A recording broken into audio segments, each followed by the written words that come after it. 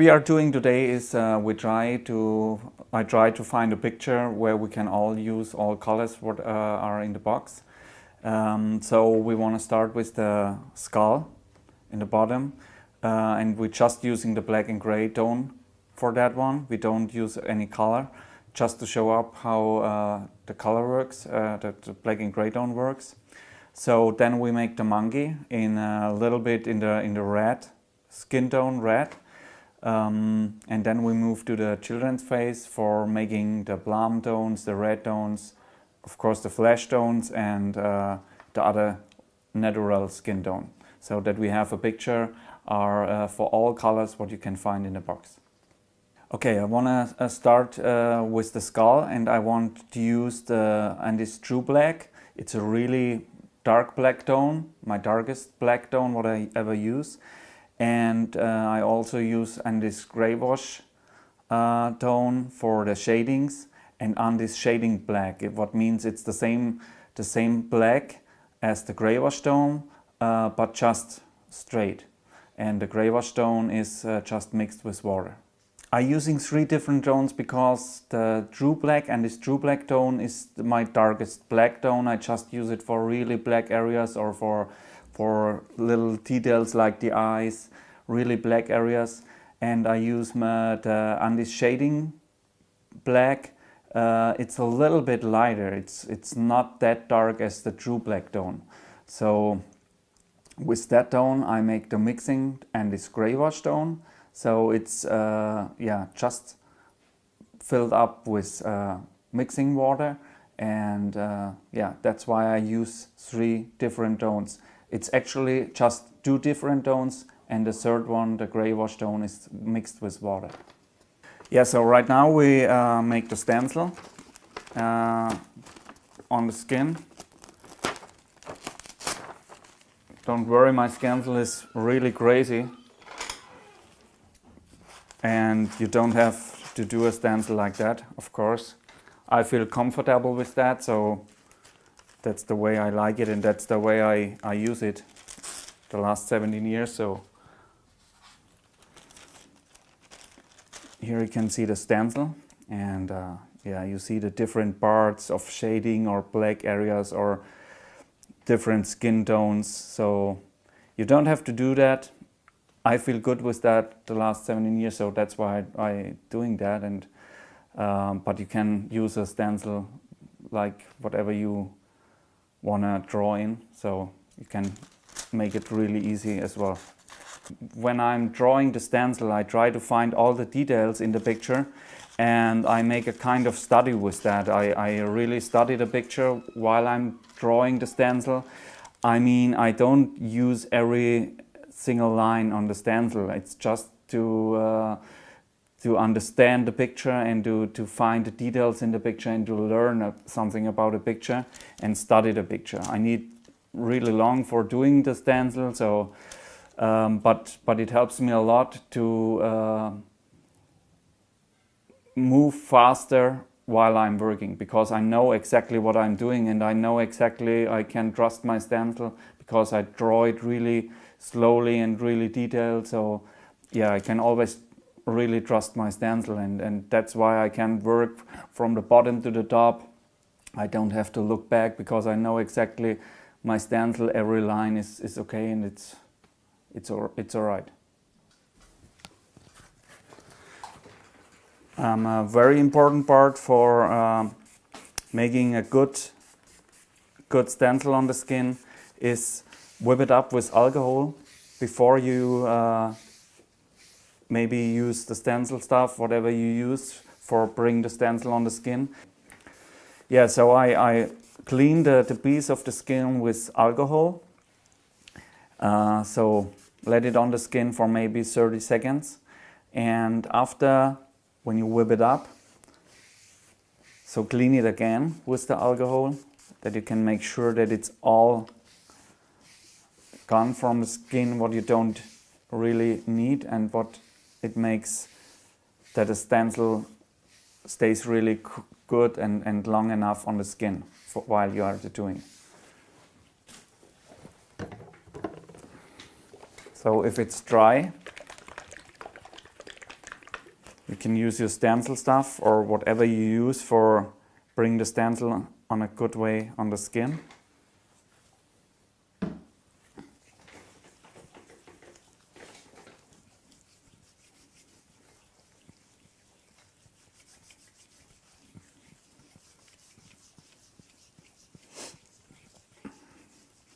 I use a little bit more of the stencil stuff because I want to make sure that the skin goes open for a while, and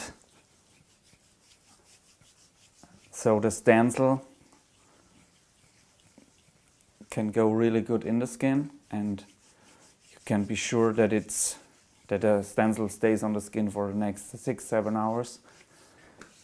Okay, make sure that the skin is not too wet from the stencil stuff.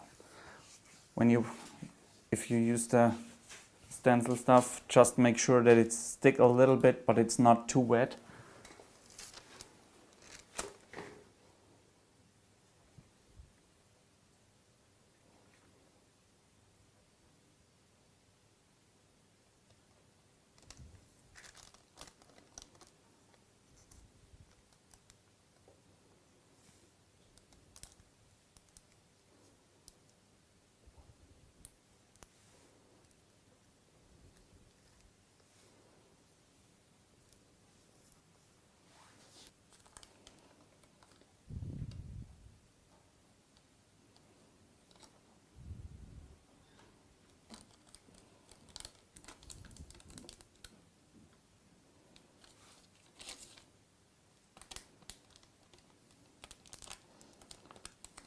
But it's really important that you let it dry right now. So we have the stencil on the skin, and right now I let it dry for the next 30-45 minutes.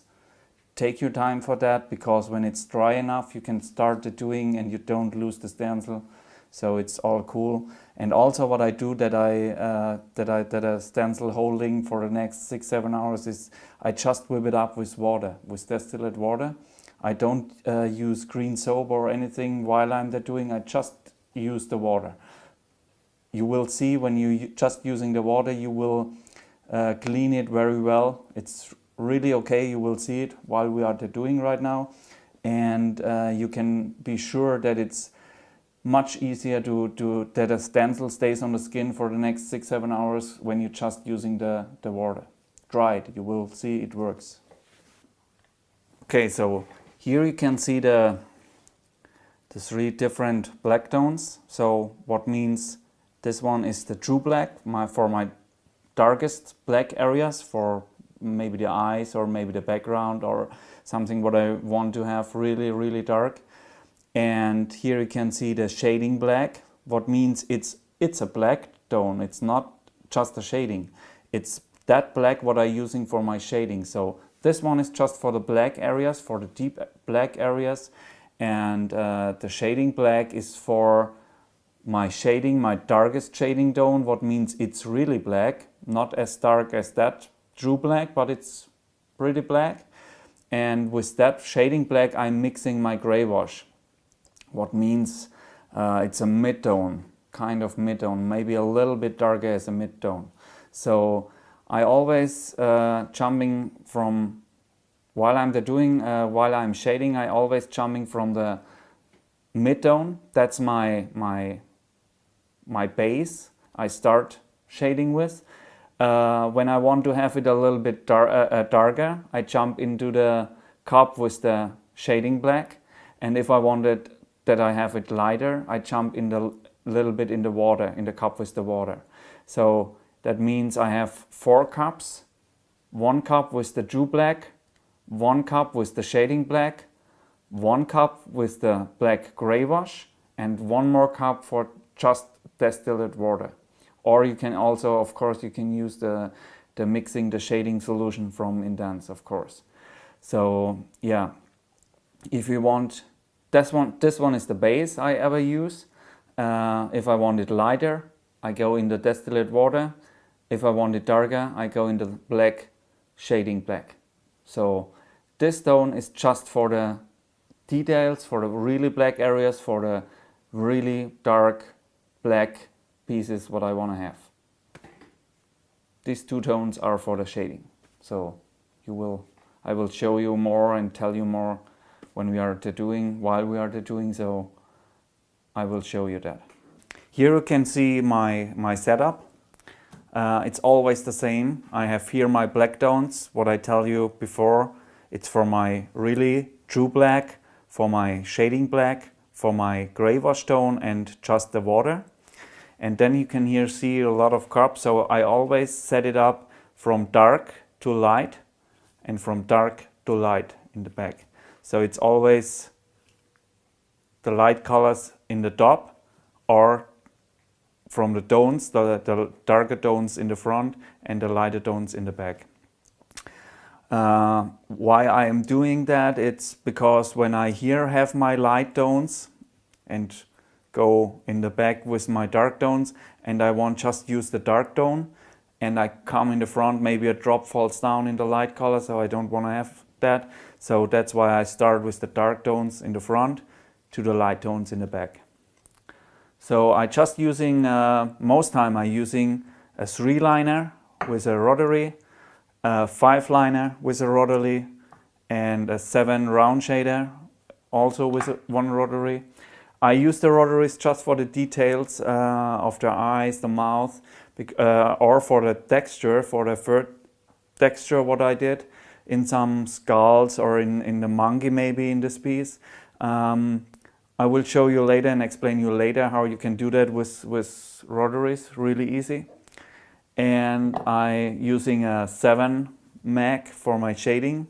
That's my main machine. I make the shading with that and also the color work. So the 7 Magnum is really my favorite needle and my favorite machine. And also I have for the big areas 15 mag. So for blending the colors in or for the background, I using the 15 mag. Just when I need it. That's always, I set up always the same. Sometimes I don't use the 7 round shader, so I have only four machines set up, but yeah, most times I set up 5 machines so I can be sure while I'm working I have all what I need and I don't have to stop and set up a new one. So I really like it always to have it in the same way, because then you can concentrate on the tattoo, and while you are tattooing you are in focus of the picture and don't have to be care of your place, or if you have the right setup, or if you need another color or another needle. So I set up always the same so I can be sure it's all okay and I can focus on my picture. Alright, so here you can see all the colors what we have in the box of the essentials from all my different skin tones. So that are really the skin tones. I use it the last 15 years. I'm tattooing for 17 years, and yeah, some tones like that here I using the last 15 years. It's some colors are I find some colors by mistakes while I'm tattooing, because yeah, you drop in one color and want to go in white, but it's hard to explain that. As a sample, that colors I drop in periwinkle and want to drop in white, but I drop in the cap with pink, and so I find out that periwinkle and pink makes a really nice flesh tone, skin tone. So that is one of the skin tones I using most time, because it's, yeah, really like the skin.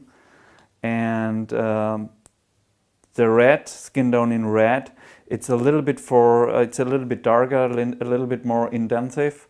So what I really like to use is my flesh tone. It's a little kind of pink. And you can use it all together, maybe in one phase. I will show you that later, for the contrast, that you can bump up a little bit more the contrast, and you don't have to use too dark colors. But I always using the brown tones or other different tones from the indents line, maybe right here, or with the red skin tone I just use for the really black areas, maybe the rusty brown. And also I use the rusty brown for the natural skin tones, because you can really cool make that tone darker with the rusty brown. For the flesh tones, it's easier to use a little bit of the true magenta. True magenta makes it a little bit more dark, or you can mix the rusty brown with the true magenta and mix it with the skin tone flesh in dark, so you got a really cool dark tone. What you can also do is to mix a little bit mustard from the intense line. It makes the tone gets a little bit more cold, not too warm, not warm like the red tone or the flesh tone. It's a little bit more like that, so you can cool it down with mustard when you want to get it more cold, more light. You can use the mustard for that. Also we have the red and plum tones. So that is my deepest red tone what I use, and these two tones are, it's dark plum and it's plum. And the dark plum is really dark. You can really see the tone in the bottle right now. It looks like black, but it's not. It's a really dark mixing between purple and midnight blue, really dark blue. So it's a kind of, yeah, a kind of purple and blue. And the plum tone is, yeah, it's a little bit lighter, so that I can make sure with maybe when I have some blood in the face or for the lips or for anything what I want to use red, that I have always the chance to have a dark tone, a mid tone and a light tone. That's always why I have always three colors of each tone, because I always want to make sure that I have three tones, the dark one, the medium and the light one. It's really important for the contrast. And what I say before, you can dark it up with rusty brown or raw umber. It's really cool. Raw umber is a really dark brown. Be careful with the dark chocolate, because the dark chocolate and maybe the skin tone in natural, it looks like not really dark brown. It looks maybe a little kind of if you use black or black shading and make the skin tone over that, it looks a little bit like dirty. So be careful with the dark chocolate and maybe just use the raw umber. And I use the dark chocolate especially for really dark areas. It's always that kind, as I use by black and gray pictures, the true black, that's my dark chocolate with color portraits or with color work, color realistic work. So be careful with the dark chocolate. Try to use the raw umber or try to use the rusty brown. It's really dark enough to dark it up, and yeah, that's the thing for the skin tones. And I have, as contrast colors, I use the green tones because it's really cool for the complementary colors. It's with the red or with the flesh tones, it works really good. So I like these colors a lot, and yeah, that all in the color box. So I hope you like it, and I will show you up how you can use it and how you can mix it together or light it up with white or dark it down with rusty brown or some other colors, or maybe dark green as well. So here in this one, in the dark plum, is a little bit dark green, because when you use red and dark green together, when you mix it together, you become a kind of really dark brown tone. And so that's why I work together with the green and the red and the purple and the blue. It works all together with the colors.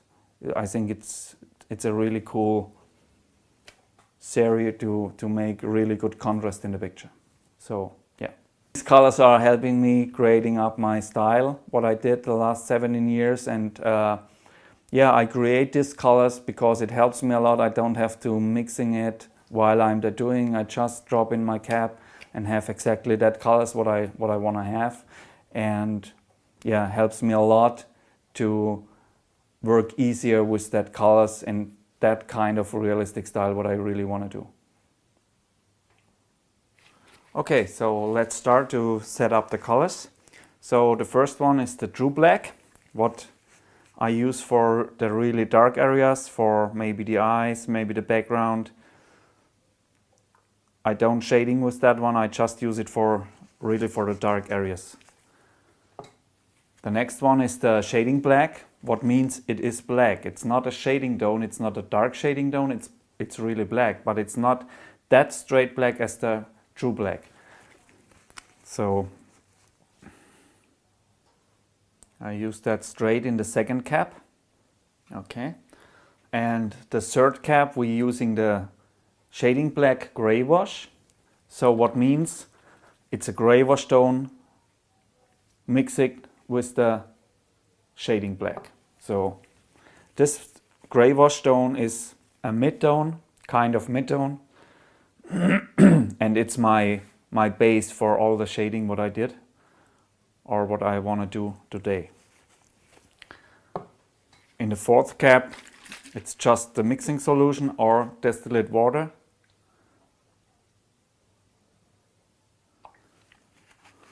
I just use distilled water, and yeah, that are the black tones.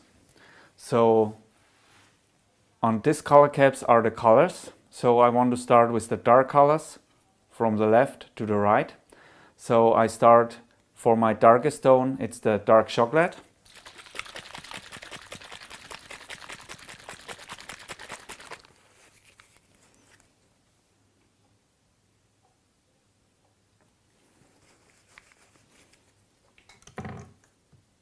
Next one is the rusty brown.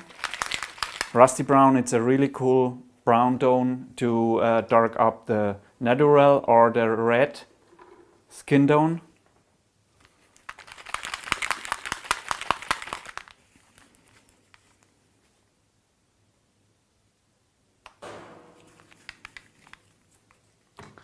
And I use the mustard.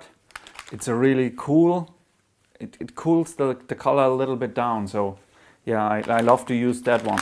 In many skin tones you can find a little kind of mustard, so I like to use it for the skin tones. And it's in the skin tones what I'm mixing, it's inside as well. So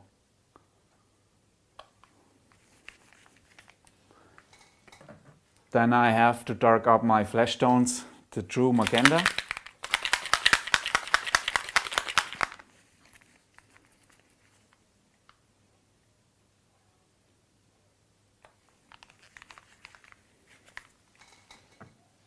And dark green.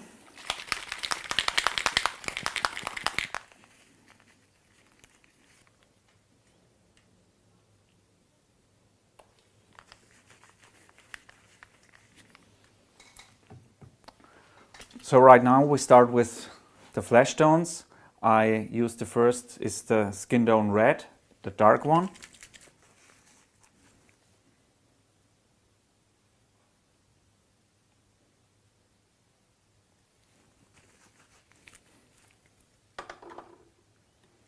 The skin tone red in medium.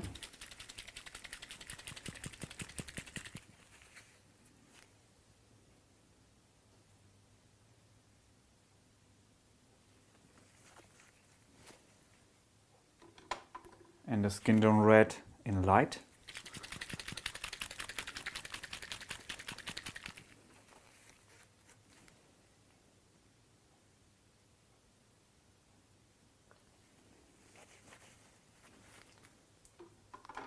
After that I use the skin tone natural, dark.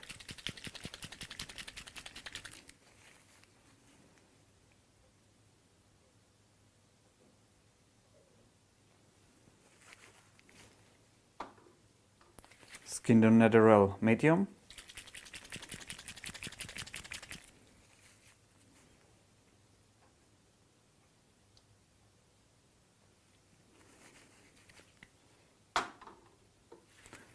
skin tone natural light.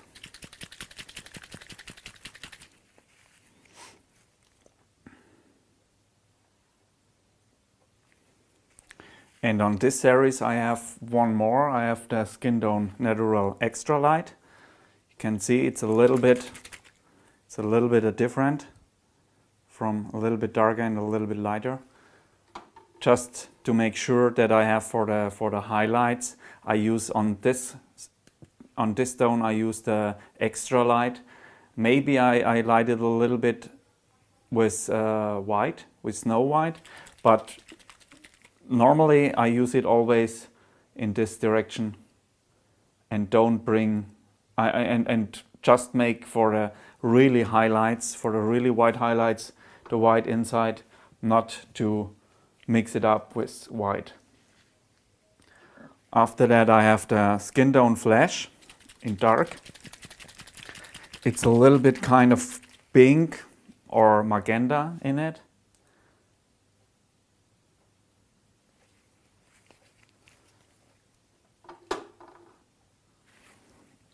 The skin tone flash in medium.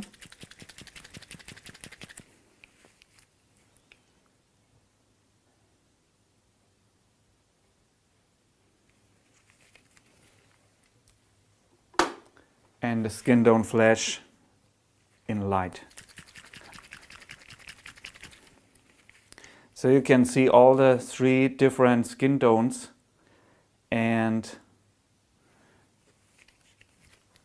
you can see that that one is a little red touch. This one is really natural, like normally skin, and that one is a little bit kind of pink, so that it's a little bit more bubblegum style.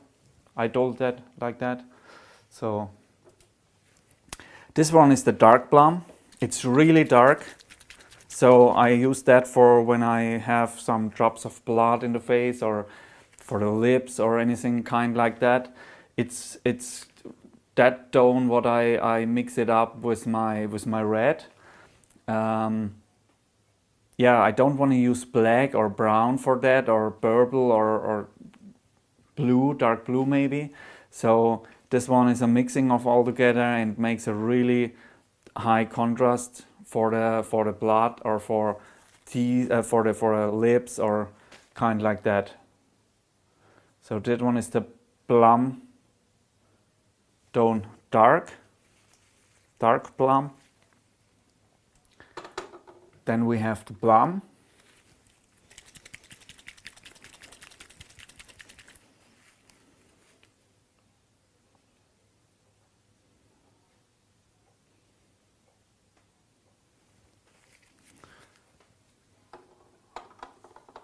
And then I have the Ibis red.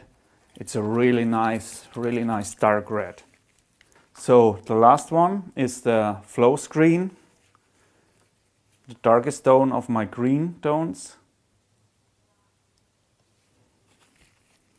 What means it's not really dark. This is the next lighter tone. That's the dark tone, that's the light tone. So it's called chartreuse.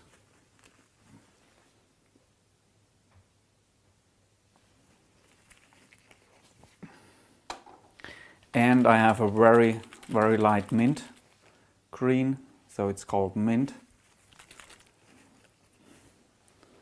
That three green tones are really light, so it's just for kind of flashlights maybe in the face. I show you that later, because on this picture we can really good use that, so that you see that it's, yeah, you can, when you have one dark side of a face and you have a little shining of some light in it, then you can use that one for makes that looks like a little bit shining. It's a really cool green tone for that one. It's not too intensive, not too dark, and yeah, it's not white, it's not a real good color, it's a middle of that. So I also need for this picture a little bit of blue, baby blue.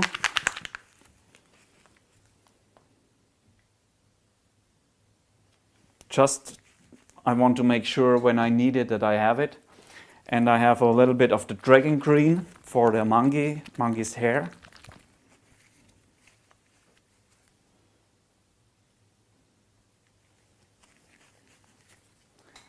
And a little bit of the grasshopper green.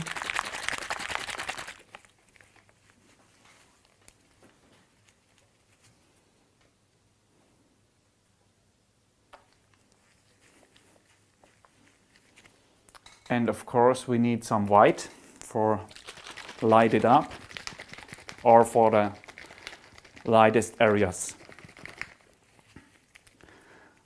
I use the snow white for the mixing. I don't use the mixing white, I use the snow white. And for the really highlights, maybe in the eye or in the jewelry or in the teeth, lips, stuff like that, I show you later. I use from the Bob Tyrrell edition, I use the high white. I like this white a lot, and it's a little bit more solid as the snow white. So yeah, that's the setup for today, for that picture. And we start right now with the skull, with black and gray, with the black and gray tones. And yeah, after that I will always explain you something about the colors, something about mixing, or why I use it, especially on this area. Okay, so right now we started doing. What I forget to explain is I have 3 cups of water. With one of them, the left one, I just dip in my napkin for whip it up. That's just distilled water inside. In the middle, I just use it for the flash tones and the light colors for cleaning the tubes, and the right one is for the dark colors, cleaning the tubes, that I can make sure that I have 2 different cups for cleaning the tube. Alright, I start with using the Magnum.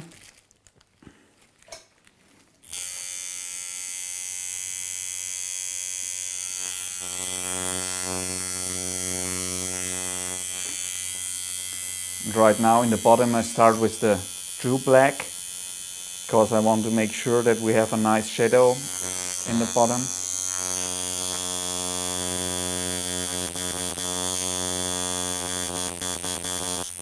Right now I'm making the shadows, the shadow of the skull. I want to have that in really black, so I fill in black right now for the shading, to make sure that we have good contrast for the bottom and the top of the skull. And yeah, I'm working always from the bottom to the top. I don't line it, because I don't like the lines in realistic work. Maybe something in the face, when I'm doing color portraits, I lining something a little bit with color, but never with black lines.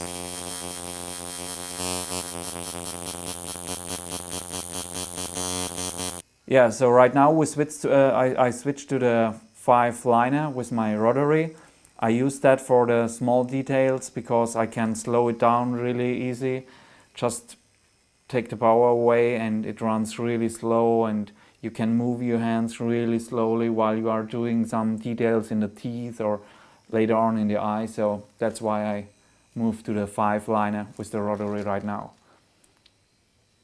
And right now I'm using the black shading tone, the straight one, because I don't want to have it too dark on the teeth. I want to have it dark, but not as that dark as I use it for the shadow. So if you use that technique really careful, you can make your shading with the black shading tone. You see it when you just use it really on the top of the skin. You can make a really nice shading. And because of the machine is running really slowly, you don't have to move the hand too fast. So it's much easier to get a control what you are doing with the details. So right now we're going back to the Magnum and shading from the teeth to the top. For that I use right now the gray wash. So you can see that is my base. When I want to have it lighter, I dip in the water. And when I want to have it darker, I dip in the black, in the straight black shading. So right now I just want to have it the base, the gray wash.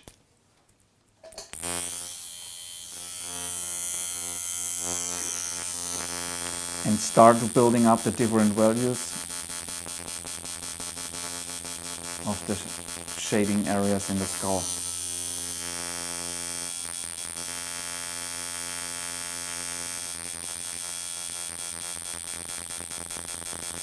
You can hear the machine is running really soft, so that allows me to go over and over the same place again and again and don't make the skin bad or anything. So when the machine is really soft, you can go over it and over it again. Be careful, and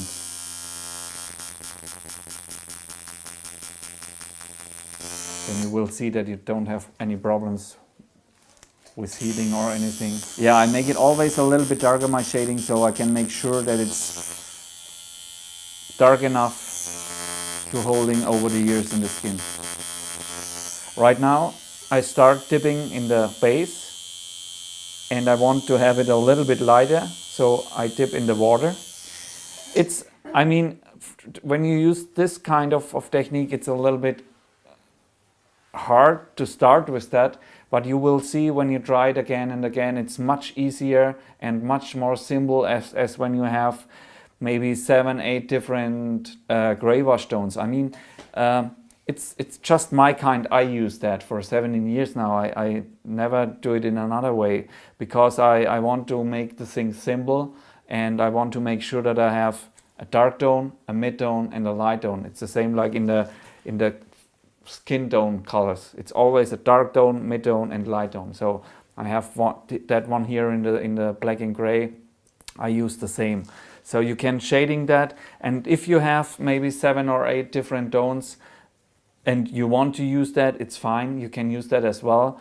Some of my good friends just using black and water. I using black, mid-tone and water. So it's always up how you feel comfortable with and how you feel good with working. So you can see the different. That one here is the mid-tone. It's just straight, the mid-tone, and that one here is the mid-tone just dipped in a little bit of water. So you see that one here is much more dark as that one, and it looks like black. Of course it's not, it's just a mid-tone, so don't worry or don't feel bad. For sure that will be much more light when it's healed. The mid-tone is a really cool mid-tone. It's not too dark, so don't be scared to use that. Right now I just dip in the water because it's right now, I always call it's dirty water because I go over it with the mid-tone. So I go just in the water and shading the light, really light areas with that one.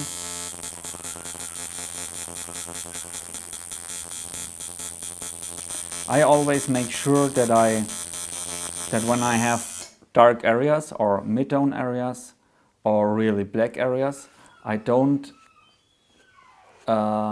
use to open it up with water and then make it darker and darker, because yeah, when you like that as a mid-tone, you can shading that with a mid-tone. You don't have to open it up with water first.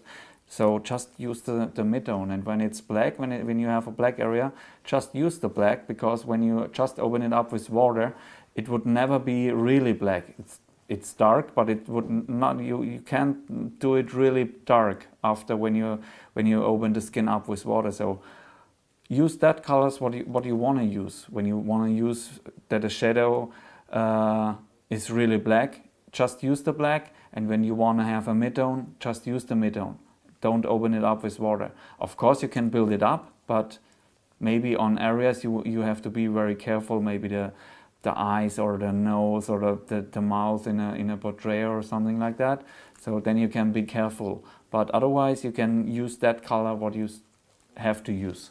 So right now all the time I'm using the mid-tone. You can see that it's not too dark, and I'll be very careful so I don't have to use too many water, because you see that water makes the picture red and it looks like much more darker as it is when it heals. So I always try to use not too many water. I always try to build up the different shading tones with my base, with my gray wash shading tone.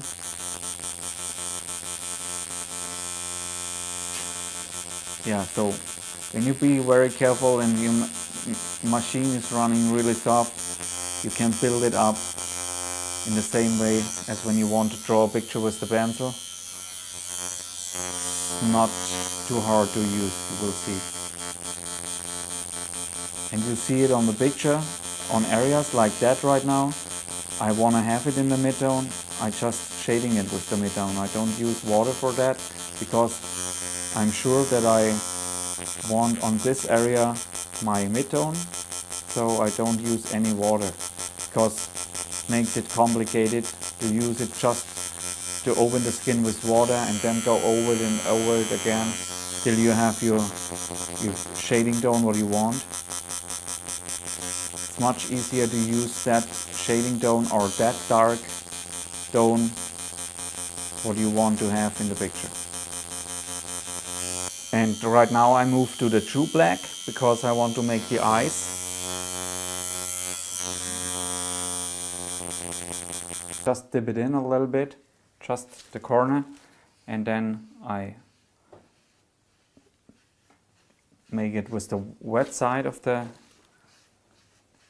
paper, and then I draw it a little bit, dry it a little bit, and you see the stencil is like the first minute, so you don't make anything bad with that. And it's clear as well, so don't have to use green soap or anything like that. I use green soap for or the cleaning solution from Indents after tattooing, but not while I'm tattooing, but just about the stencil.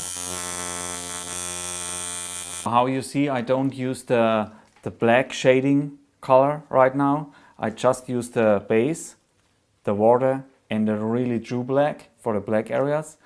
I use the black shading color for the rest of the head, of the skull head, the rest of the skull, and just for the darker shading areas what I want to have later on. So right now I just use the true black and the base shading.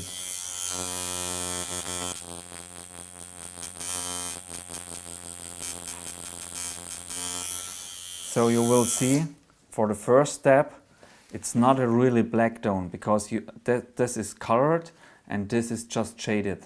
So when you're shading with the shading black, you can be sure it's not exactly that dark as when you really color it. That is it's a kind of the technique what are you using. Of course, when I color it with that shading black, of course you will have a very dark black as well. So just shading that black, and after that, when you have it in that tone as you want it, and then you go through the true black and fade it out in the same technique, shading technique, as you did the shading black. And then you have a really consistent shading from really true black through the shading black. And after that, I go from this value of shading over to my base shading gray wash, and fade it out. After I fading that out, maybe I go back to the true black, to the shading black, and fade it out from the shading black to the base gray wash tone. So that you always can see that it's a really consistent from dark to very light. And this in the back of the skull, it's always the same. I make the black pieces with the true black. Then I make the shading with the shading black. Then I go back to the true black and fade it out from true black to the shading black. After that, I make the same with my base shading. I shading with the base. Go back to the shading black and fade it out from shading black to the base black. And the same with the just water, but in the back is really dark, so you don't need to mix the base gray wash down with water. You can use it straight and just take care while you're shading. You see that right now it's just the base shading, really soft and really careful. Always backward and forward, and you see it when you go over one piece of the skin one time, it's not dark, you see that, but you can build it up right now. When you go one more time, it goes always a little bit darker, so you can build it up and you don't have to be scared about that it's too dark the first time. But of course you have to use a really soft machine that it goes back when you hit the skin, so just really soft. Just scratch a little bit on the skin.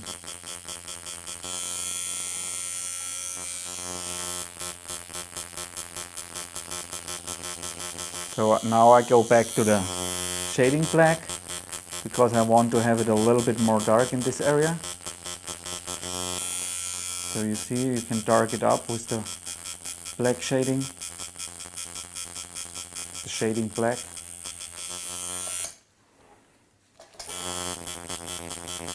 And you can build it up piece to piece.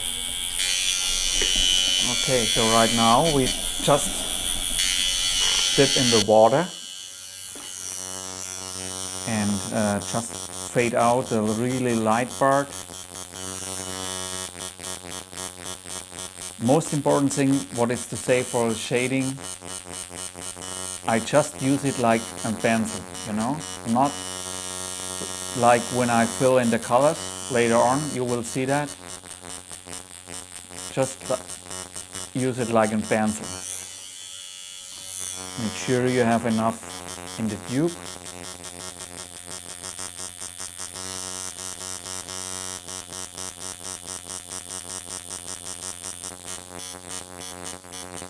And you hear the sound of the coil machine, so soon as I hit a little bit of skin,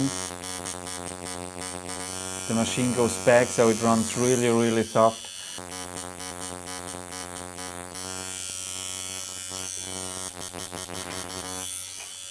And then you can just use the base maybe from the darker areas, fade it out.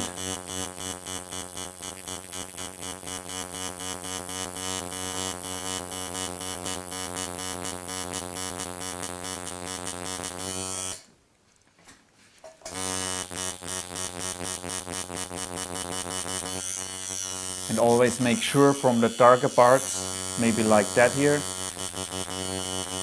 that the fading goes out really constant, not break up too hard.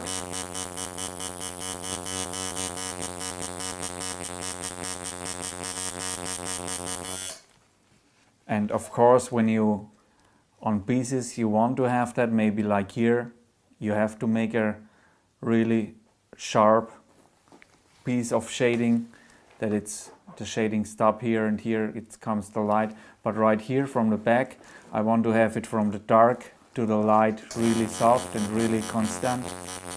So I go over it and over it till I have it, and you can mix backward and forward, so maybe from the base to the dark, so fade it out from the dark one then you can go back to the water. It's just a mixing backward and forward. Feel free to try this kind of shading maybe on an easy piece, maybe just not for the first time on a portrait or something like that, maybe just on a skull, because a skull you have the freedom that you can change it a little bit how you like it, so you can try to work with that kind of shading tone.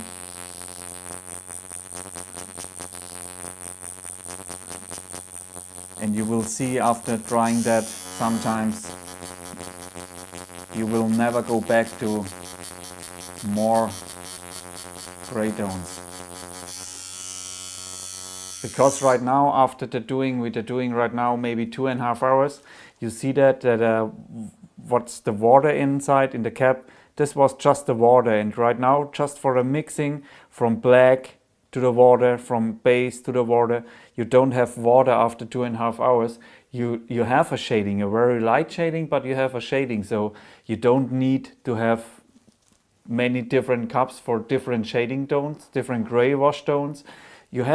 Right now you have 3 gray wash tones, and of course you have always the step from base to water. It's a little bit lighter as when you just use the base, and it's a little bit darker as when just use the water.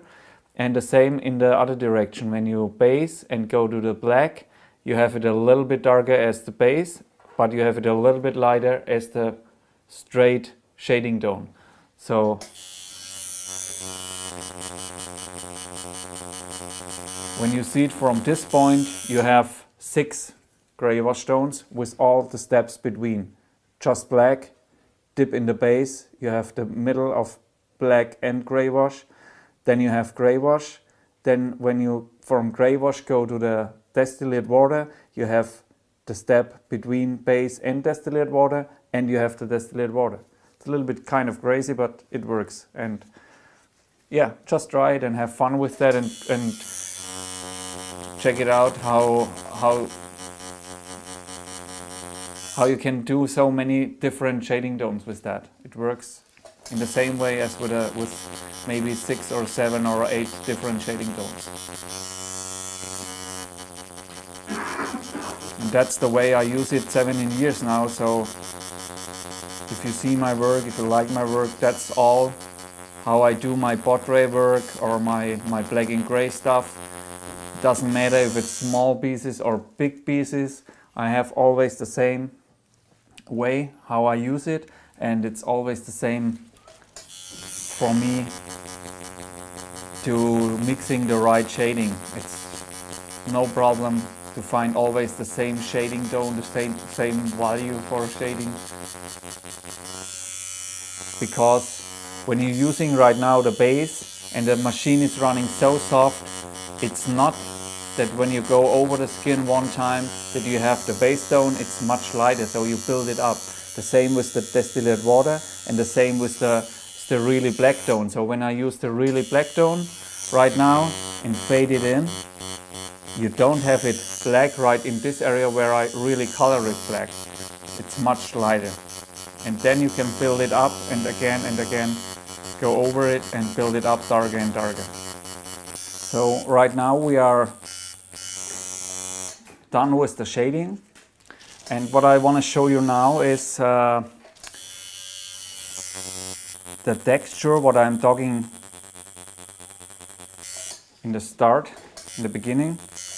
I want to show you how you can make really nice texture in it, because the bone is never too soft. A bone is a little bit textured because all small holes in it, and yeah, of course, about the texture, what a bone have. So what I want to show you right now is how you can make a little bit of texture on a really easy way, and you can use this technique as well for probably for fur structure, for clothes. When you want to do some clothes and want to have it not really soft, you want to have it a little bit like the shirt what you wear. So want to show you that now. For that I use my 3 liner because it's a small piece, so I just want to have small dots, and I let it run really slowly.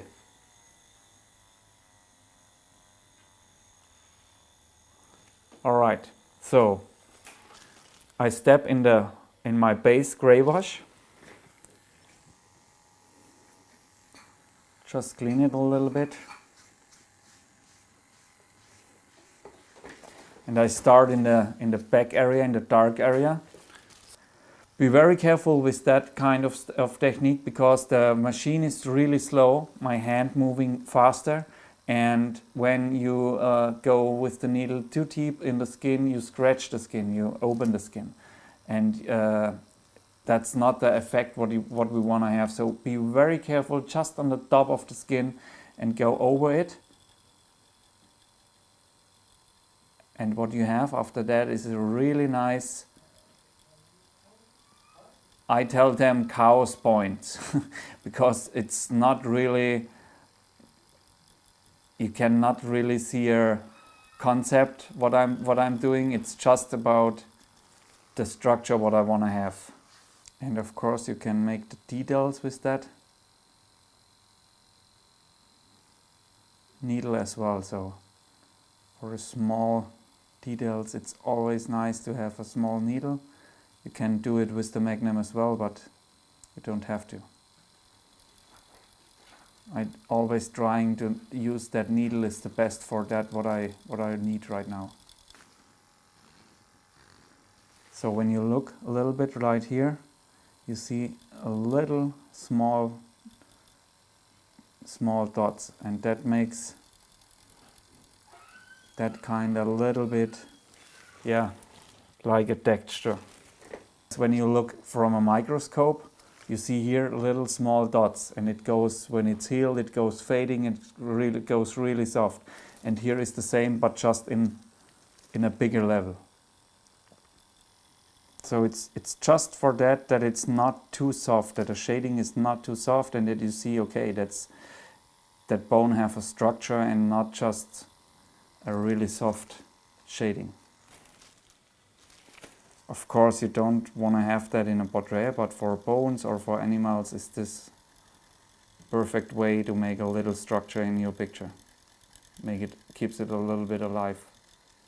For the bigger areas you can make the rotary a little bit faster because you can move bigger areas, so you don't have to make it too slow.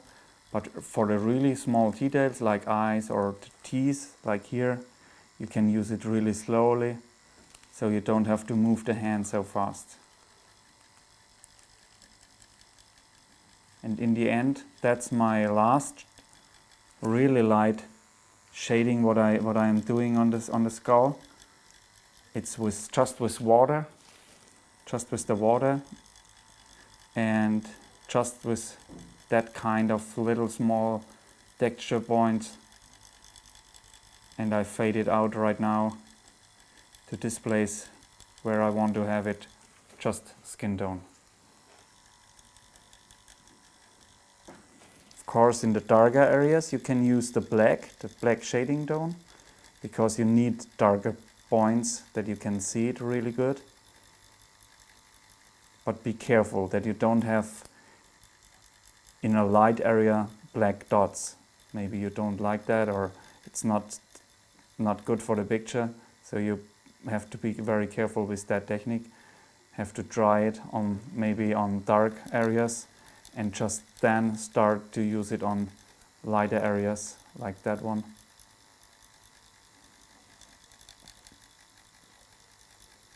And again fade it out, really careful.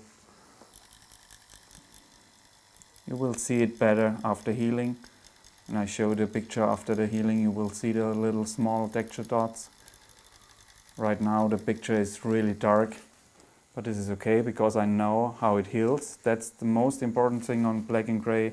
You have to trust your colors. You have to know how light or how dark it looks like after healing. That's very important. Doesn't matter what color, what shading tone you want to use. It's always that you know exactly how it looks after healing. So right now I use it normally, just for the details a little bit. It runs normally, regular right now.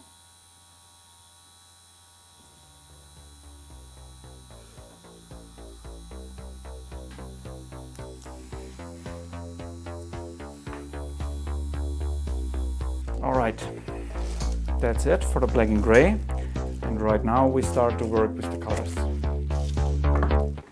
Okay, so right now we're going up to the monkey, to the color work. So I start with the true black again, because for the background and for the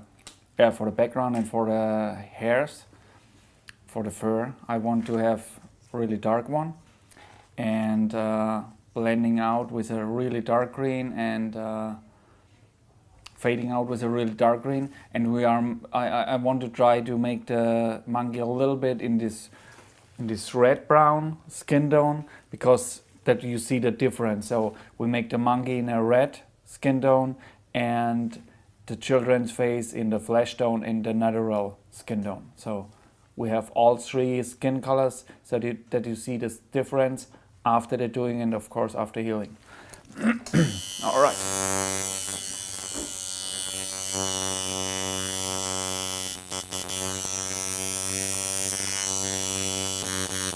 The black areas with the black tone, and I always try not to use too many black in my color pictures, so that's why I'm using this dark brown, because the dark brown is really dark. And yeah, maybe you can try it. Use it as your darkest area in a picture. It's most times it's dark enough. You don't need the black, but be careful with the skin tone, because when you use the dark chocolate, just make sure that it not looks dirty, that the color's not looking dirty. It's a little bit easier to fade it or to make it darker with the rusty brown or the raw umber.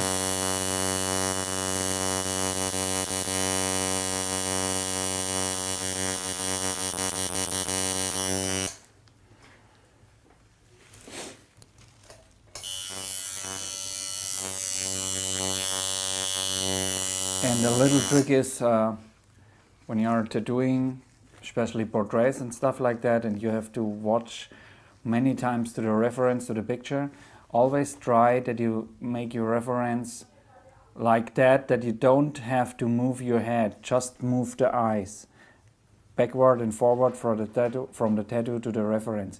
Don't make it like, maybe make the reference like here, so that you have always to look there and go back, because in this time when you're going back, then you lose information. So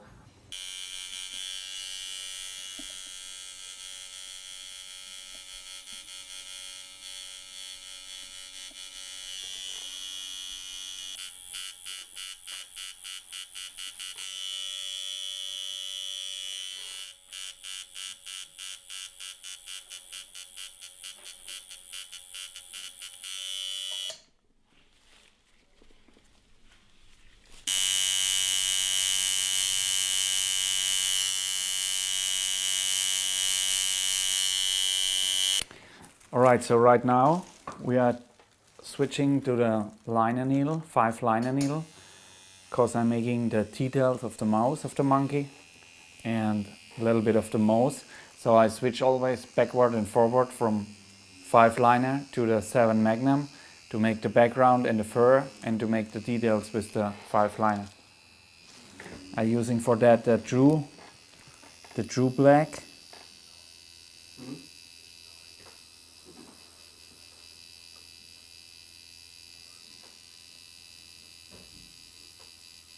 Just be very careful to fade it out a little bit, because I use the brown later on, so I go over it.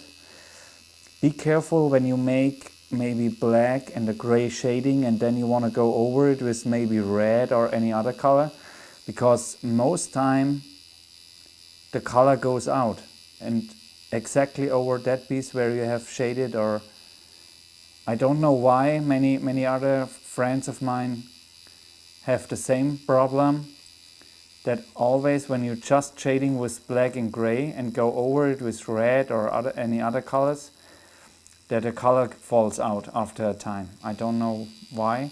So always try to use not to dark up red or any other colors where you can find a darker tone. Don't dark it up with black or with gray shading. Try to dark it up with maybe green or dark chocolate or any colors like that, dark purple or anything like that. I always try to just to use the black for that areas what I really needed, where which is really dark, really black. Then I use the black. Otherwise, I won't try to use the dark chocolate or any other dark colors.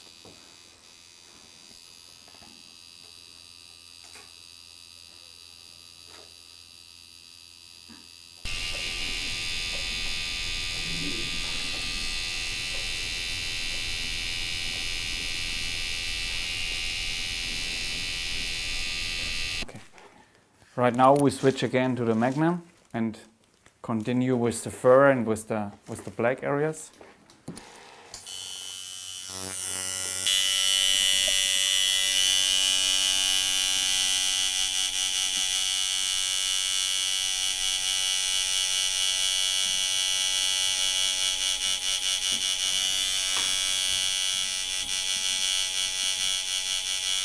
Right now we start with the first skin tone color. It's the skin tone red, with the darkest of them.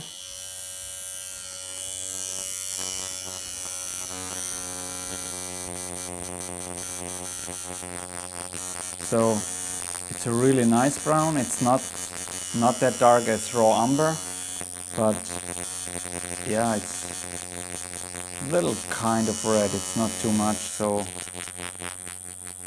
that skin tone you can pretty good use for a little bit when you want on a really light skin a little bit more contrast. You can use that really good. And of course you can combine the different skin tone colors with each other. So you can use maybe the darkest skin tone from red with the natural. I don't want to use it together with the flesh tone. The flesh tone is a little kind of different, but the natural and the skin tone red are really similar. So you can use it, of course, you can mix it or use it together.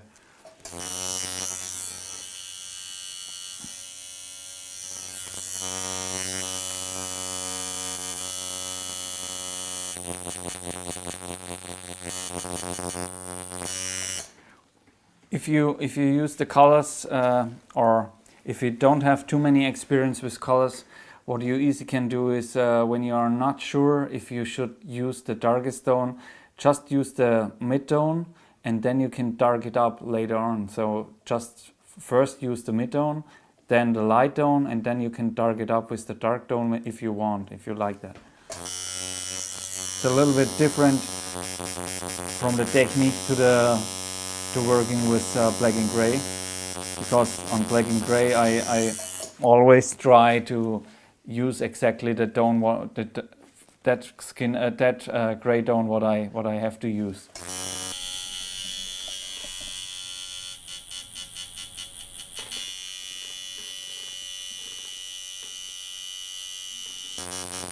And here in color you can switch backward and forward, doesn't matter.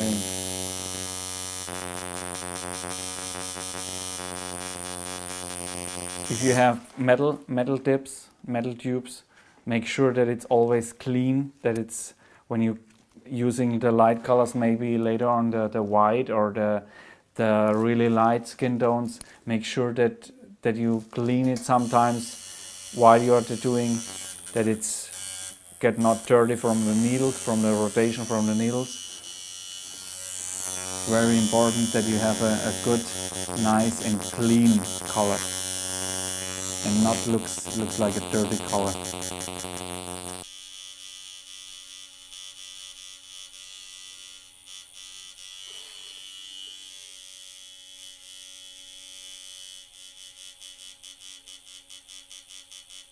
Okay, right now I make the details of the eyes of the monkey, and using for that my 3 liner with the rotary, put it down, slow it down the machine, not too many but a little bit, and so you can work really slowly in the areas of the eyes, so really easy to use. Especially for that areas, take your time, slow down. Structure of the fur with my liner needle. I don't make any lines. It's just a little bit for the eyes, a little bit for the nose or the mouth, but it's not for lining the fur or something like that, because when you're doing that you never get it back to looks like real. You will always see the lines in the fur, so try to do it without, try to do it just with the Magnum. It looks much more realistic and much more natural when you do it with the liner needle. Of course you can shading the details with the liner needle if you know how it works. It's a kind of single needle technique to shading with the 3 liner needles. So slow down the rotary or your machine, and then it's much easier to shading with as when it runs really fast.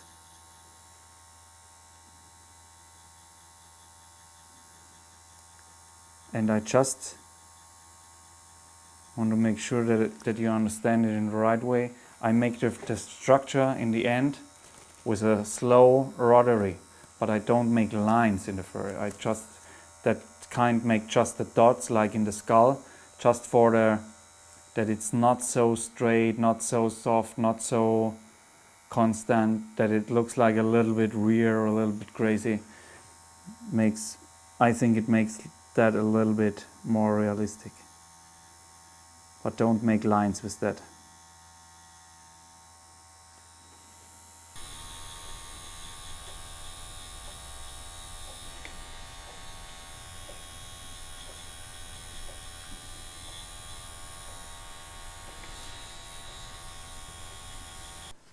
Alright, so right now we're coming to the colors back again. So I use a little bit of the dark tone of the skin tone red. So right now I use the lightest tone. I use not a mid tone, I use the lightest tone right now. And I color all out what is not really white right now.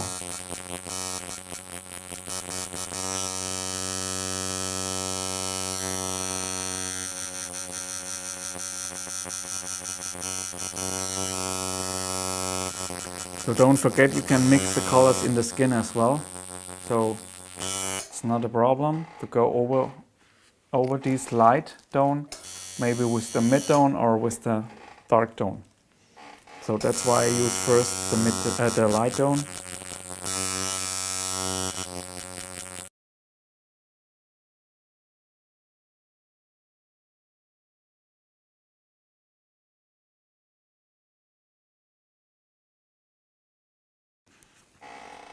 Okay, you see, you can clean it really good just with distilled water, and you don't lose your stencil because you don't use any green soap or alcohol in it. So it's much better for the stencil when you use just the water.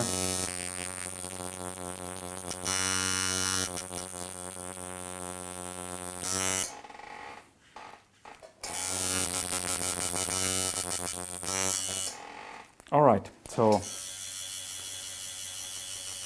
right now I don't go back to the dark tone. I just use the green right now because the green of the hair is sometimes a little bit mirrored in the face. So I want to bring a little kind of green tone, blue green tone or plum green tone into the skin, so that the whole picture works together with the colors. So right now I just make the green in the hair, in the fur of the monkey, and a little bit in the face, and then I go over it maybe with a little bit of plum or a little bit of the brown, of the dark tone of the skin color in red skin color dark. So yeah, I switch backward and forward. Don't make it too complicated. Don't do it, just do it like that, how you see it. It's the easiest way. You don't have to do anything, just like that what you want to do and how you think you have to do it. It's what I say on the beginning. It's just my way. You can feel free to try something else, mixing the colors, make your own experience with these colors. For sure the colors are really nice, really cool, and you have many freedom to use it. Right now I go a little bit over the dark areas, over the black, because it's not shaded, it's really dark, so I can do that. So it's just to fade it out a little bit into the face, that it looks like the hair coming a part of the face and not, it's not like a head or something.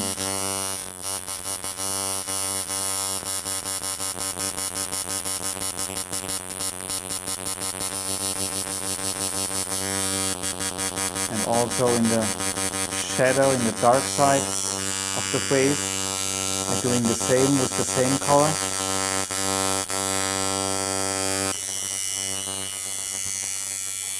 Okay, right now I go with the same needle. I can clean it a little bit, not too important.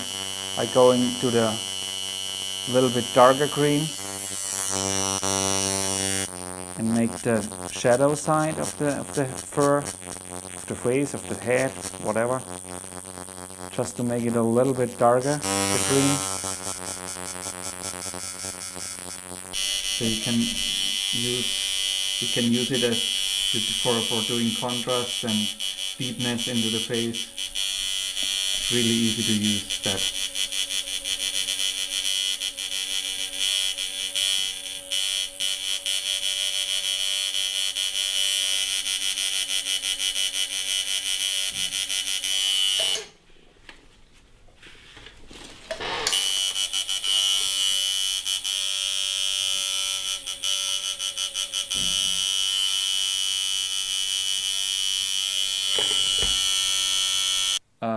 When you look at cold colors like blue or green or colors like that, the brain always see that darker. So that's why you can use that colors for dark up, a dark side, but you don't really make it dark. It's just blue or green and you can see it. Otherwise you have to do it maybe with, when you do it in black and gray, you have to do it with shading. So with black. And that it's not too dark with colors. When you do it with color, maybe with dark chocolate, you can also use maybe a dark blue. It's for the brain, it's the same, it's a shadow color, but it's not. It makes the picture looks like a little bit lighter.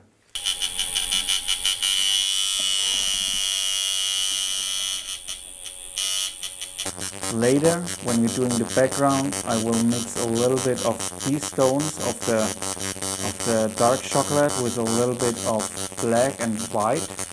So we'll make a nice fading out into the background. And you see, you don't have to use black again. It's just that dark chocolate with a little touch of green, and it makes it really, really dark, really dark. So you can use it as for doing contrast and deepness into the face. Really easy to use that. Skin tone flash into the face, just a little bit, just a little touch of that with the darkest skin tone flash I have.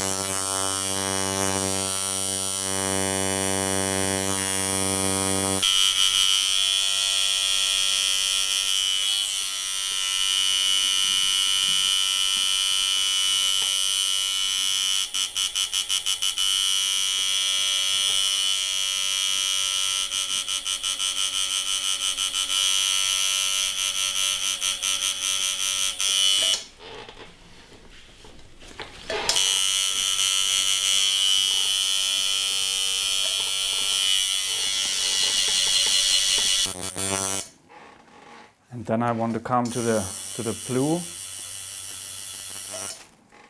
What I say before, what I told you before, just a little bit for the on the shadow side. Makes it not too dark, but for the eye, for the brain, it's in the shadow. All right, so right now we are just doing a little bit the ear and the earring of the little children, just that we don't lose the stencil.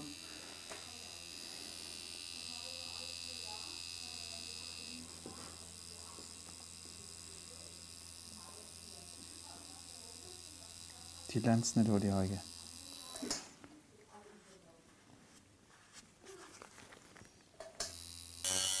I use the skin tone flash dark for the ear and the little children.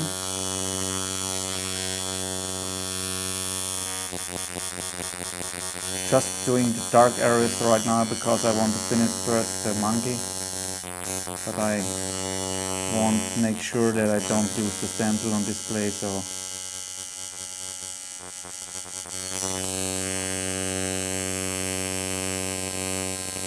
make sure when you use the skin tone colors that you use disposable tubes, or when you use steel tubes, then please wash it out many times while you're doing, because when not, you will for sure see the dirty gray from the needles. Then you don't have a clear, nice, light color, you have always a dirty color. So wash it. Okay, right now what we don't use is the mid-tone of the skin tone red. So we're just fading a little bit the dark tone together with the light tone.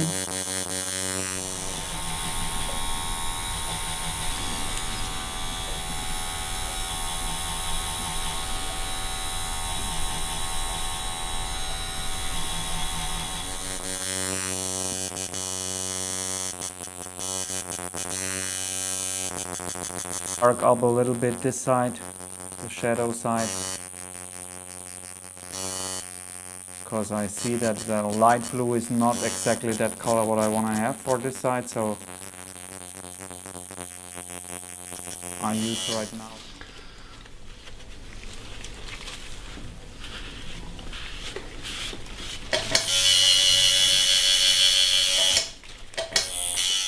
Really dark mustard right now.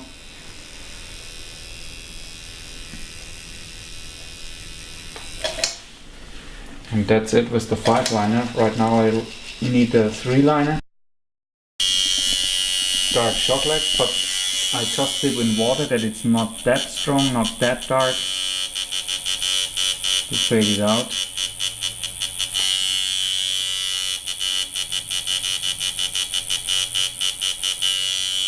Alright.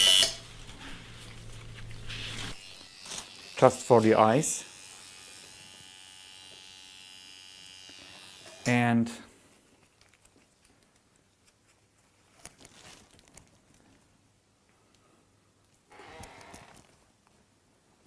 I use for that the mustard first.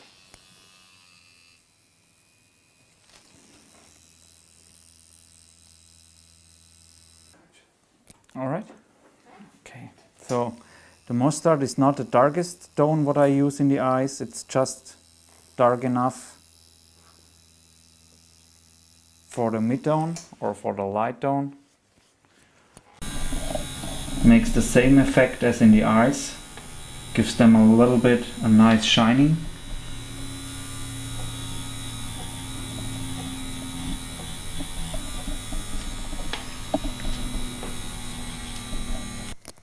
So I want to have it a little bit darker. I go over that with the dark brown again.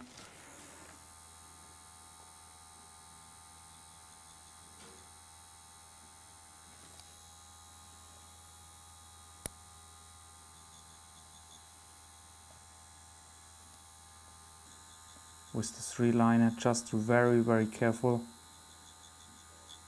Before you be ready for the white, make a little bit details and go sometimes over some places with the darker colors.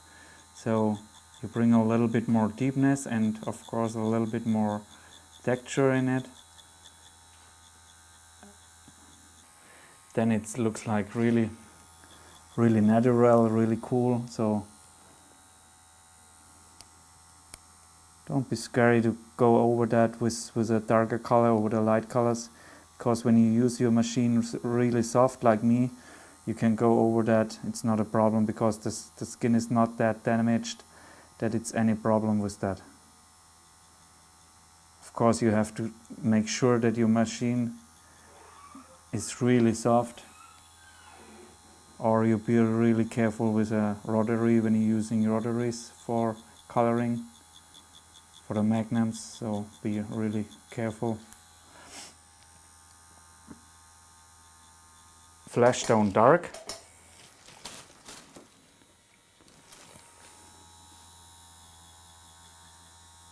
Again, in these small details, what we're doing before with the magnum.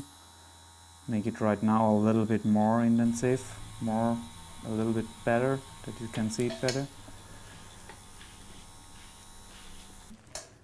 The white colors and the skin tone colors later on, because it's a bigger area for coloring, and so I like to use white plastic tips to make sure that the color is really clear and not dirty. About the gray wash of the tip. Go down with the dark plum, because I don't want to have the background behind the skull really black. I want to have it a little bit lighter as in the top on the face.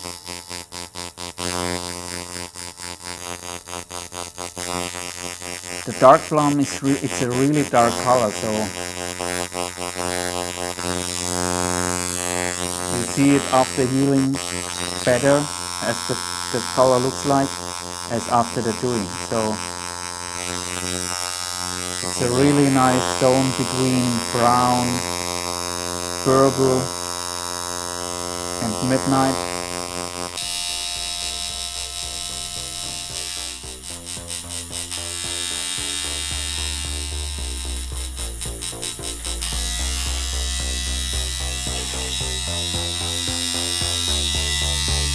Okay, right now we start doing the face.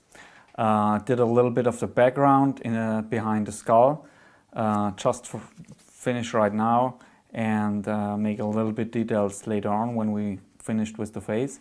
So I start with the raw umber now for the dark area on the light side of the face, and then we moving to the other side and starting with the dark plum. So what you see behind the skull in the bottom, it's the dark plum tone with a little bit of white, so you can really see what kind of tone the dark plum tone is. So in the top you see the dark plum, and in the bottom you see it just mixed up with a little bit white, so you can see it's a really nice dark purple, grape, blue mixing. So yeah, try it, you will like it, I think so.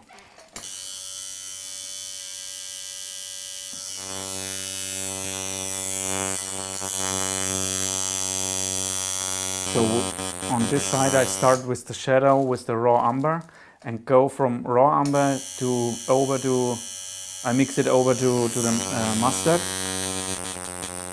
because in the bottom of the face I don't want to have that shadow like in that dark like in the top, so make it a little bit, the raw umber a little bit lighter with the mustard.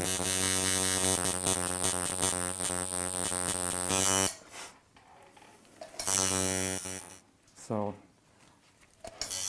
right now I want to make the flesh tone pink, the darkest tone of that. Go from this shadow right now to the flesh tone.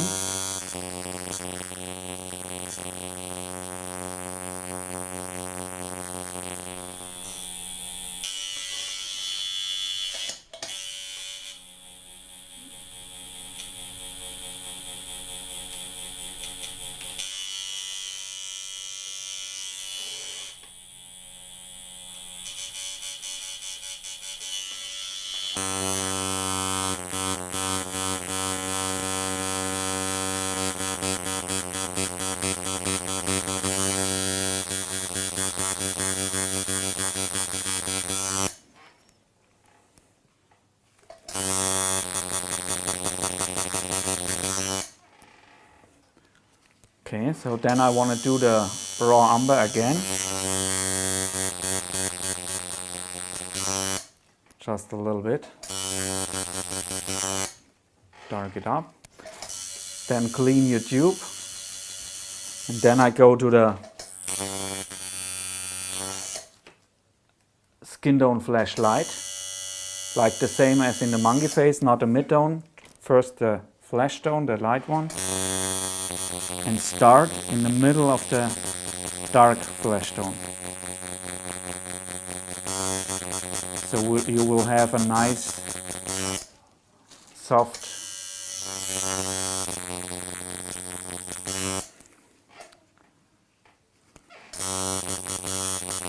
always make sure that your tube is clean enough that you don't have a dirty color, especially when you use colors mixed with white, like that one.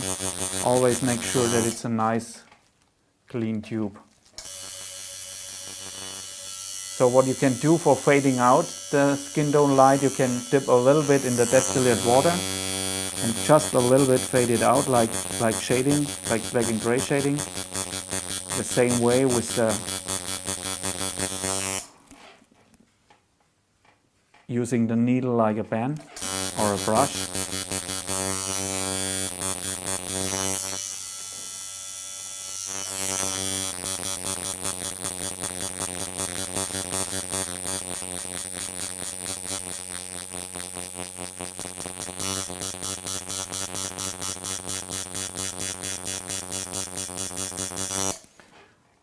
And after that, you can use the mid-tone and just faded it out in the same way from the dark flesh tone to the light flesh tone.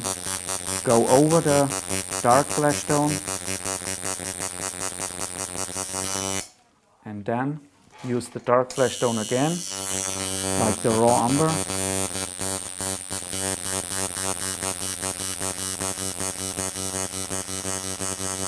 Just fade it out.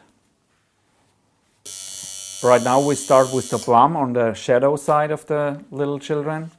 I use the plum, not the dark plum, just the plum, to make all my shading parts.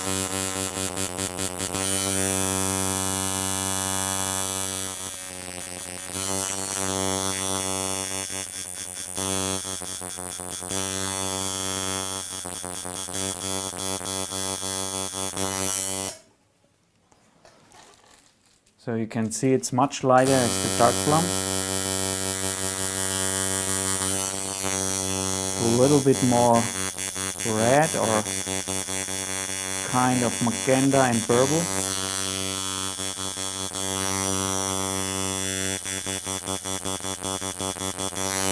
And the dark plum I just use for the really dark areas what I want to have on this side, but this later on. Right now I use the dark plum for doing the really black areas in the lips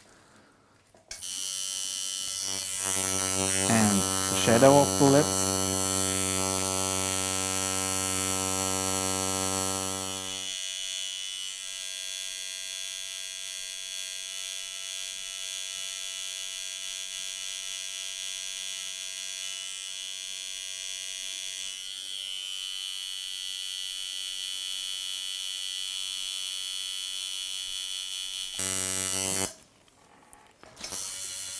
And for the details in the lips right now I'm using my 5 line again.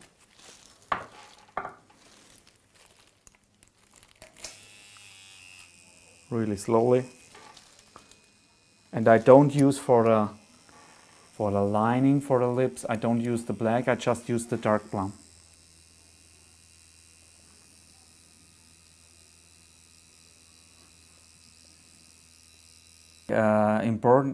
It's important to use first the dark tones, because I want to make sure that it's really dark, that it's really solid in the skin, and then I fade it out with the skin tone colors, and then I can come back with the dark colors to make sure that it's deep enough and dark enough, and the impression is good enough.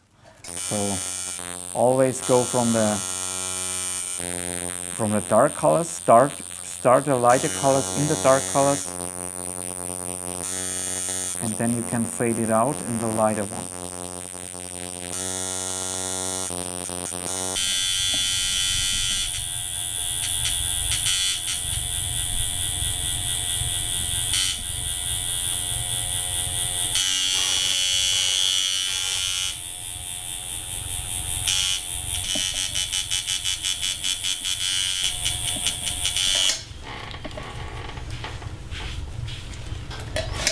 Right now I'll go back to the dark blonde in the same way as with the rusty brown. Dip it a little bit in the water. And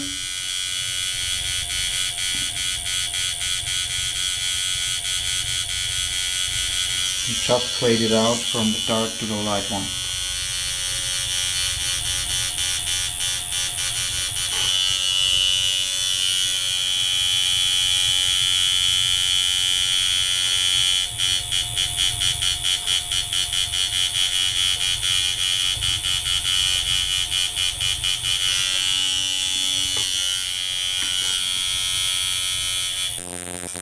Yeah, the dark brown is for me important because it's not a brown tone, it's not a red tone, and it's dark enough to dark up all the skin tone colors what I want to have, to make sure that I have always enough shadow and enough deepness in a picture that it stays over the years in the skin and that it goes not too flat. I mean, it's really nice to see the pictures when it's really light, just with skin tones, and of course you can do the face just with the skin tones, just with the dark flesh tone and the medium and the light one.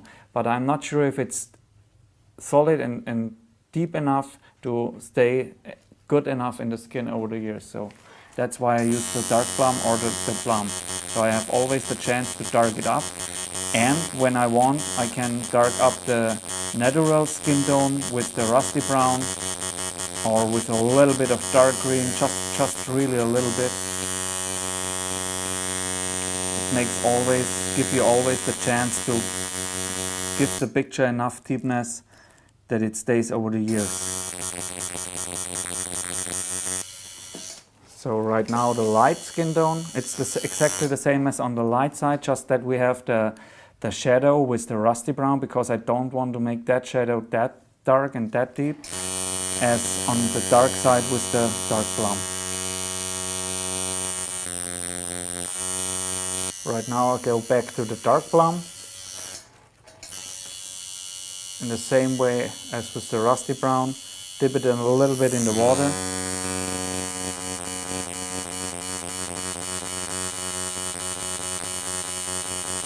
Just fade it out from the dark to the light one.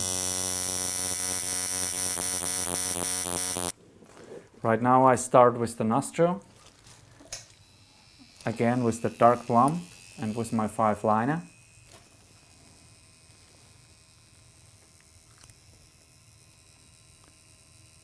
But it means not that I'm really make a line, it's just a little bit easier to use for the details, so that's why I use it.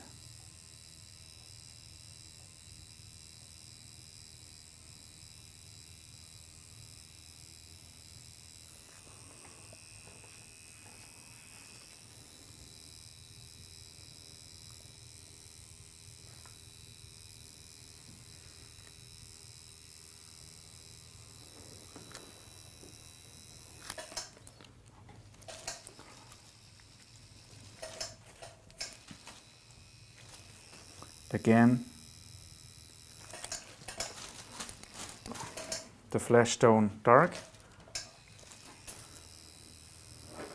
For that nostril is on the light side because it's not so dark.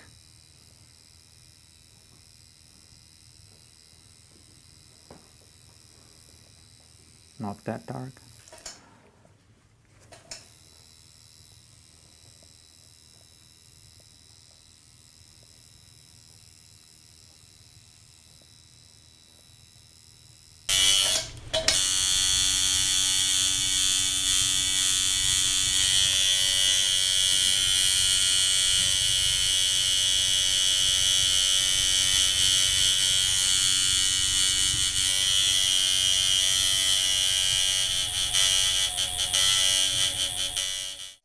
Okay, so right now we start with the first eye.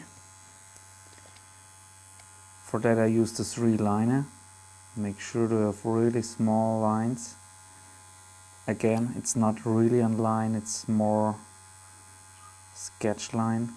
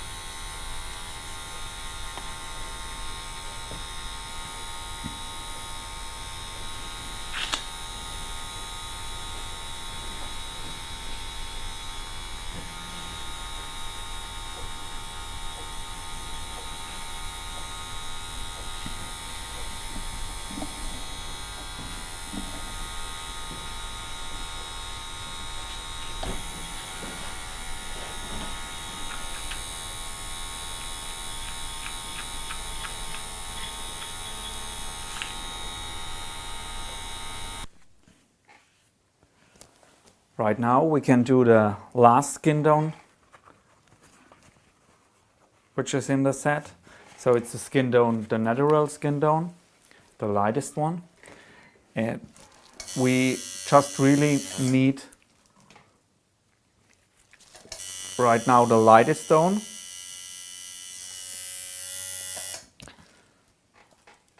And we fade it out from the flash tone, what we did on the light side right now as the lightest tone, and then we just use the darker tones for the upper head. So later on, right now we use the extra light skin tone from the natural series.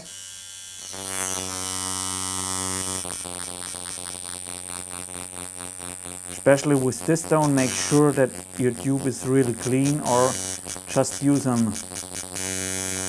plastic dip.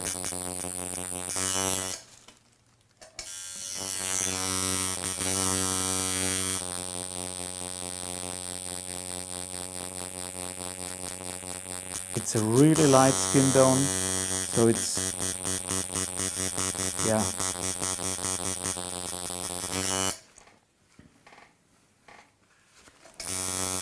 Really next to white.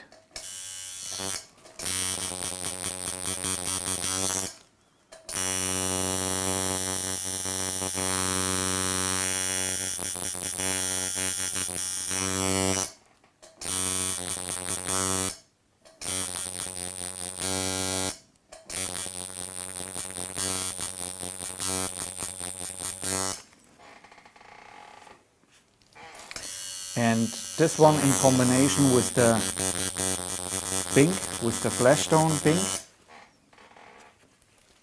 it's a really nice skin color. I like that a lot. Yeah, so I use the colors most time when the face should look like innocent. So it's a really nice light tone. Clean the tube while you're using that color, or using the white plastic tube. It's much better, because the worst part is when you bring any dirty color in this color. When it looks dirty, would be very bad.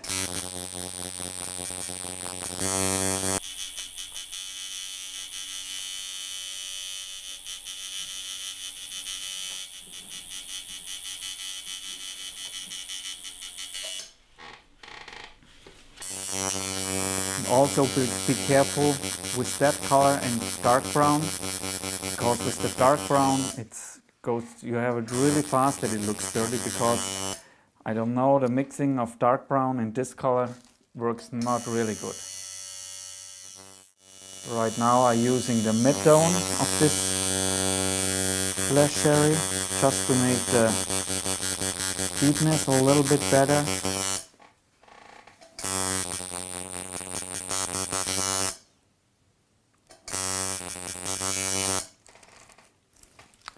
Right now I'm mixing it together with the dark flesh tone, just for under the nose for the shadow. Fade it out again. You can always go back to that color tone what you're using before. It's always a good idea to go backward a little bit using that tone again.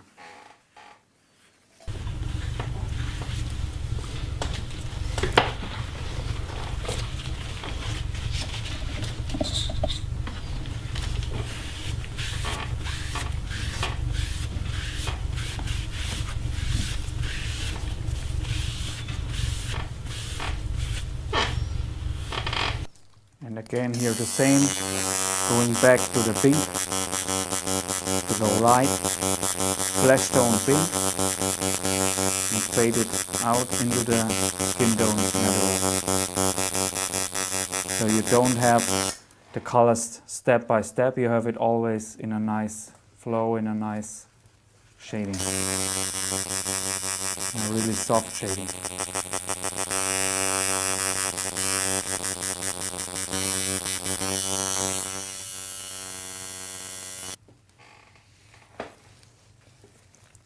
So right now we're doing the second eye, again with a 3 liner, and slow it down pretty good.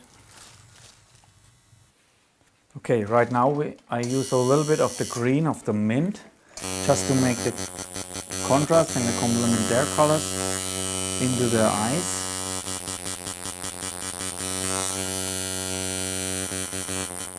That color works really good with the plum, with the red, with the pink flesh tone. It's a really nice contrast for that. So I just make right now the mint tone, and after that I will get a little bit faded out with the dark green. So I mix it a little bit darker with dark green.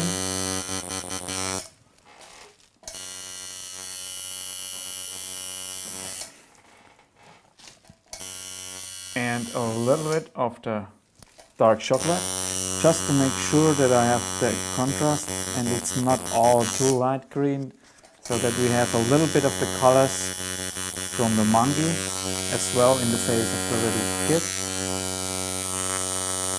In the top of the eye, I want to have it a little bit in this flow screen, because it's not a mint touch, it's a little bit more green. And then I just fade it out here again. Makes the eyes looking a little bit more shiny, more bright. And it works with that mint tone as well, so what I'm doing now is a mixing of that both color tones.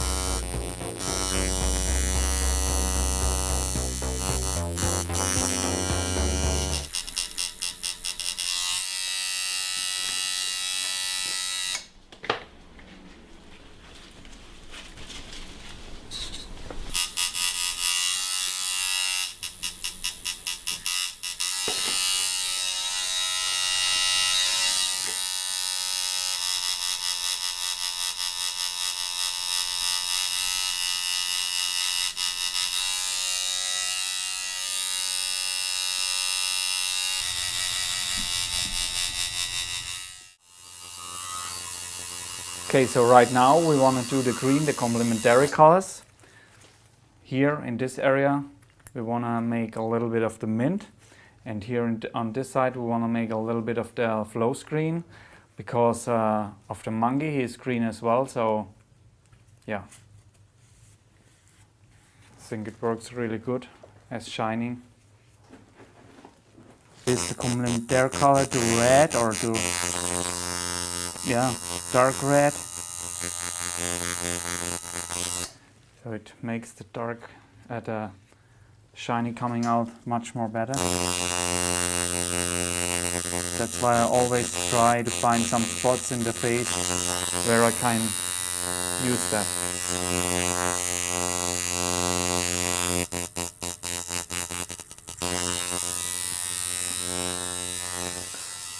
Okay, that was the mint. Right now we take the flow screen.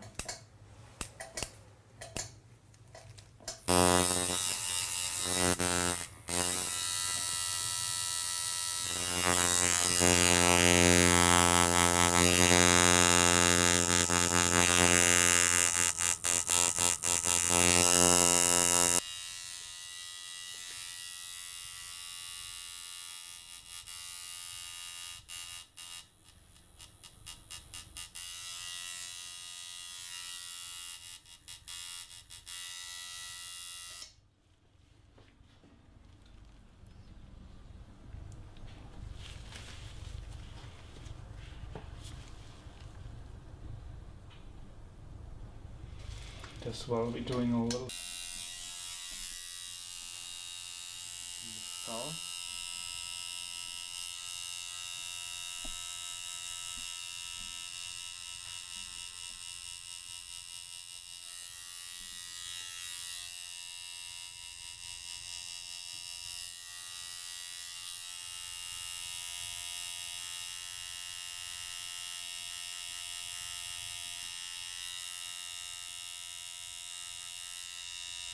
So right now we're using the chartreuse for making some highlights in the monkey. Thank you.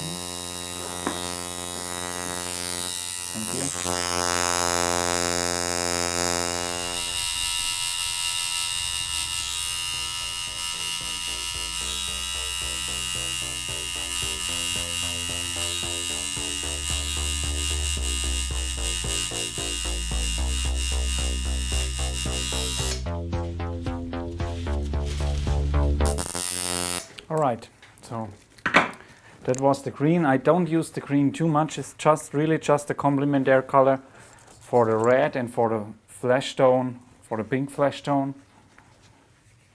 So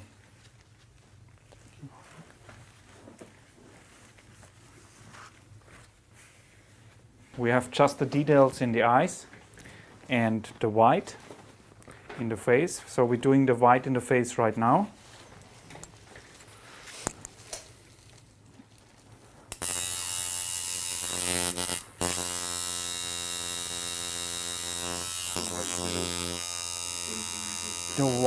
The white is just right now we're doing just the white because all the skin is closed. So all the skin should be closed with colors. So don't let skin color, just make it sure that the white makes the picture complete. Because after some years you don't really see the white. You see it for sure a little bit, but not too much.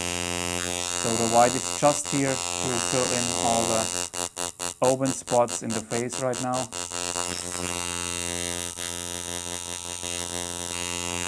And making a little bit of contrast. But I always try to working like that I don't need really the white. So the picture should looks like good, just with the skin color as the lightest piece, lightest color. So then it's really cool, because when the white goes out of the skin or faded in the years, so I can be sure that the picture is dark enough to have enough impression without the white. So I always use the skin tone of the client as my lightest tone, and of course I fill it in completely with white, but just that it's complete and that it's filled all. Not for that the white is my widest piece in the tattoo, because I don't trust them that the clients go maybe in the sun and then you don't have a white, you have anything else as white. Right now I'm working with my 7 round shader really slowly, and to make sure that I can move my hand really slow for for the details in the eye. I really like that I have time enough and don't have to move the hand too fast, so it's really easy use for that one the rotaries. That's the main reason why I use it.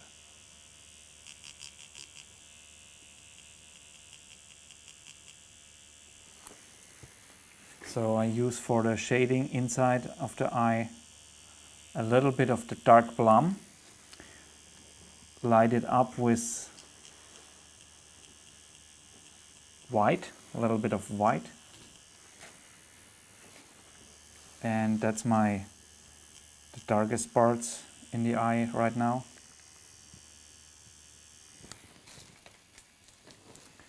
And then I use a little bit of the plum, the normal plum, not the dark plum. And also I want to use a little bit of the light blue, because it's always a nice effect with the light blue when you have white later. When later is white in it, it's a really nice shining with the blue.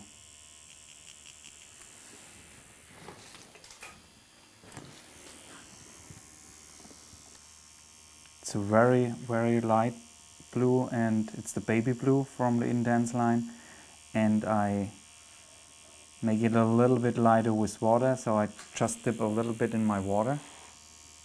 Make sure that it's not a really flash light blue, it's just a little shine of blue.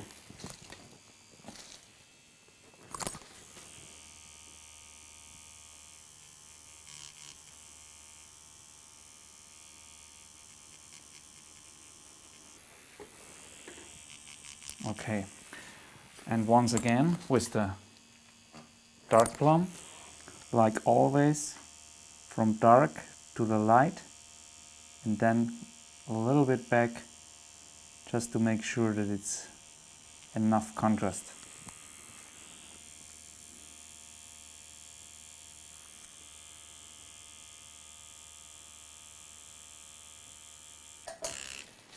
For the eyes, I want to use a little bit of the rusty brown and the mustard, so that we don't have a brown and we don't have a really green. It's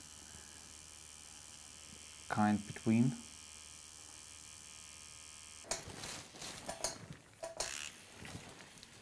Of course, a little bit of green, just for a touch.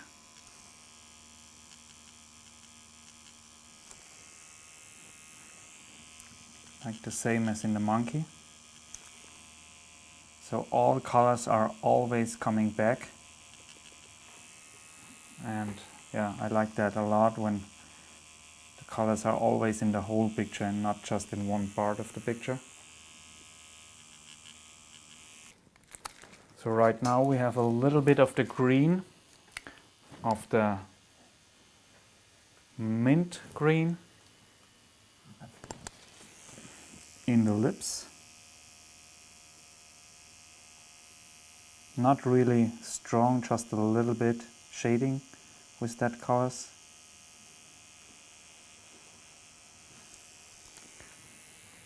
And again a little bit for the contrast, the same green which is in the monkey. Mixed with the flow green.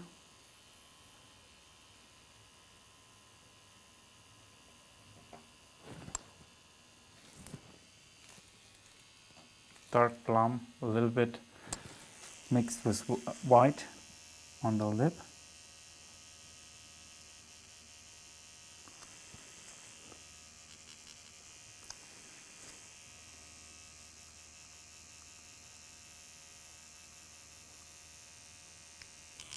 Just make a little bit of details with the round shader for the deepness a little bit.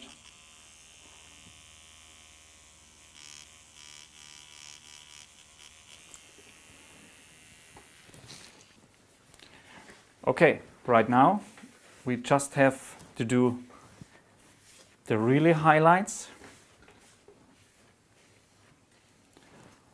For that I want to use the high white from the Bob Tyrrell edition, because it's really cool solid white. I like to use that. For the highlights, like in the eyes, the lips, the earring, the monkey the same in the eyes. Maybe some pieces on the skull, just that it works all together, but not too many. Okay, so we are finished with tattooing right now. So just want to explain which colors we use on which place. So here you see my black tones. It's the true black, the very dark areas, and in the dark shading areas, the shading black, which means it's a little bit lighter as the true black, and the gray wash and gray wash mixed with water for the very light shadings. So here on the children's face you see the plum and the very dark plum tone, and here you can see the flesh tone, dark one and lighter one, and the skin tone natural, which is very light and looks like a little bit yellow, just a little bit, and yeah, just the white areas, and the green, the mint, and the flow screen, and here is a little bit of the chagras. And yeah, so in the end we're just doing the little bit high white highlights, the highlights with high white from the Bob Tyrrell edition. And you can see on the monkey we have a little bit of the skin tone red, just to show you that skin tone as well.